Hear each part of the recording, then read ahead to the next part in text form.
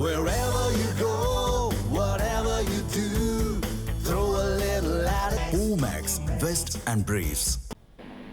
வணக்கம்.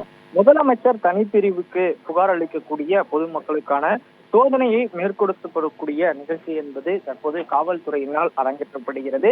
நேற்றைய தினம் தலைமைச் செயலக வளாகத்தில் பெண் ஒருவர் மண்ணெண்ணெயை ஊற்றிக்கொண்ட நிலையில் இந்த தீவிர சோதனை என்பதனை காவல்துறையினர் மேற்கொண்டு வருகின்றனர். குறிப்பாக தண்ணீர் பாட்டிலில் மண்ணெண்ணெயை ஊற்றி தனது உடையில் வைத்து வந்த அந்த பெண் நேற்றைய தினம் தலைமைச் செயலக வளாகத்திற்குள்ளாகவே அந்த வாட்டர் பாட்டிலில் இருக்கக்கூடிய மண்ணெண்ணெயை ஊற்றிக்கொண்ட நிகழ்வு என்பது பெரும் பரபரப்பை ஏற்படுத்தி இருந்தது. இந்நிலையில்தான் தலைமைச் செயலகத்தில் புகார் அளிக்கப்படக்கூடிய பொதுமக்கள் நுழைவு வாயிலில் மட்டுமே சோதனை என்பது செய்யப்படும். அதன் பிறகாக உள்ளே வருபவர்கள் முதலமைச்சரினுடைய தனிப்பிரிவு அறைக்கு நேரடியாக செல்லக்கூடியது வழக்கமான நிகழ்வாக பார்க்கப்பட்டு வந்தது. ஆனால் தற்போது 2 முறை சோதனைக்கு உட்படுத்தப்பட்டுதான் அவர்கள் முதலமைச்சரினுடைய தனிப்பிரிவு அறைக்கு நெருங்கக்கூடிய சூழல் என்பதும் ஏற்படுத்தப்பட்டிருக்கிறது. அந்த வகையில்தான் முதலாவதாக நுழைவு வாயிலில் சோதனையை மேற்கொள்ளும் காவல்துறையினர் அவர்களை முதலமைச்சரினுடைய தனிப்பிரிவு அறைக்கு அழைத்து சென்று அந்த பகுதியிலும் காவல்துறையினர் சோதனைக்கு உட்படுத்தப்பட்ட பிறகாகவே மனுதாரர்கள் தங்களுடைய மனுக்களை அதிகாரிகளிடம் கொடுப்பதற்கான வசதி என்பதும் ஏற்படுத்தப்பட்டிருக்கிறது.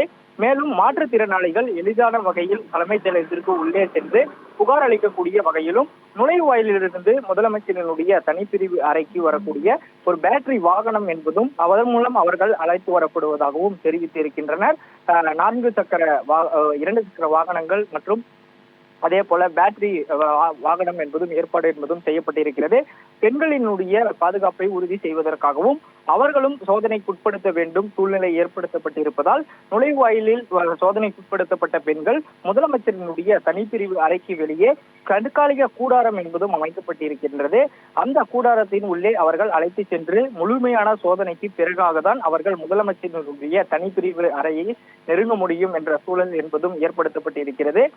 குறிப்பாக நேற்றைய தினம் நடைபெற்ற சம்பவம் என்பது தலைமைச் செயலகத்தில் பெரும் பரபரப்பை ஏற்படுத்திய நிலையில் தற்போது காவல்துறையினர் 2 அடுக்கு இந்த சோதனைக்கு பிறகாகவே முதலமைச்சரினுடைய தனிப்பிரிவு அறைக்கு அந்த புகார் அளிப்பதற்காக வருகை தந்த வண்ணம் இருக்கின்றனர். தொடர்ச்சியாக தாவேகா அரசு பொறுப்பேற்றதற்கு பிறகாகவே பல்வேறு பொதுமக்கள் என்பது தங்களது கோரிக்கைகளை நிறைவேற்றக்கூடிய வகையில் முதலமைச்சரினுடைய தனிப்பிரிவு அறைக்கு கூட்டமாக வரக்கூடிய காட்சி என்பதையும் தொடர்கதையாக பார்த்து வருகிறோம்.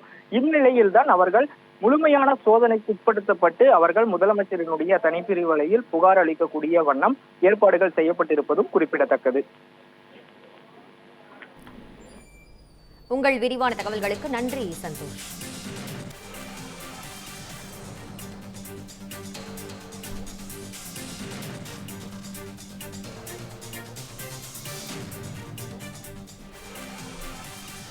தமிழ் ஜனம் சேனலை சப்ஸ்கிரைப் பண்ணாம பார்த்துட்டு இருந்தீங்கன்னா மறக்காம சப்ஸ்கிரைப் பண்ணிடுங்க.